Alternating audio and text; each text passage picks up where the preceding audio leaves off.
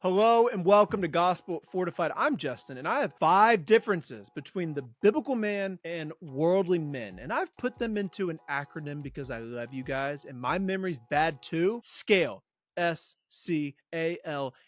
Scale up and defy the guy code of the day, not Geico, to embrace the manly defiance that's easy to lose. Here are the 5 differences. Through all of them, however, I really want to stress that defiance like this, it's not self-righteousness where we are better than other men. There is a theological depth here flowing from the Greek word hagias. We are the called out ones, hagias, as Christians. That's literally where we get the word saint from. If you are a Christian, you are definitionally a saint. That's not some select elite group of Christians. We are all saints. So if you are a Christian, you are a saint. And if you are a Christian man, you in your nature must defy and therefore be different. Okay, difference number 1 is strength. The S is for strength. Unlike worldly men, our strength leaks out of where we are most weak. Where God has maimed you is precisely where you are to become dependent, which is precisely where you are to lean on God for strength, which is so unlike worldly men. We don't live in the delusion that our strength comes from within. We just will it. Our strength is received, not earned. Our strength is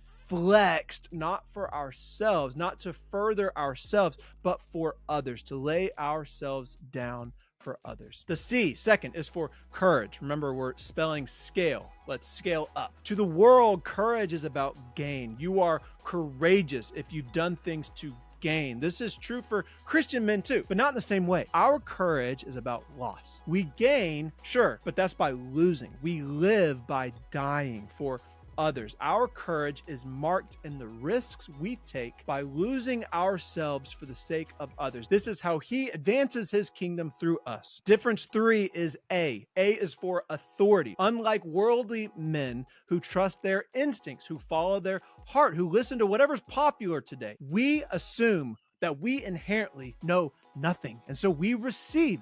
We don't muster or collect or curate this podcast perfect list, an influencer list. We receive from God what's true. We receive all knowledge and power from King Jesus, our authority. We lean fully, not like a buffet table, fully on the Bible, not the hashtag trends of the day. L is for leadership. While worldly men will weaponize their abilities, our first thought as Christian men of leadership power is delegation. We don't deserve our power. We are not entitled to it. Anything leadership to our name has been delegated to us from above, and thus we steward it in a heavenly way. It isn't about dominating, it's about dying. I hope you're catching a theme, by the way. Our leadership leads to the flourishing of all underneath our care, or we are deviants and fools, which we often are, and so we repent. And in this kingdom of grace, but we are forgiven and freed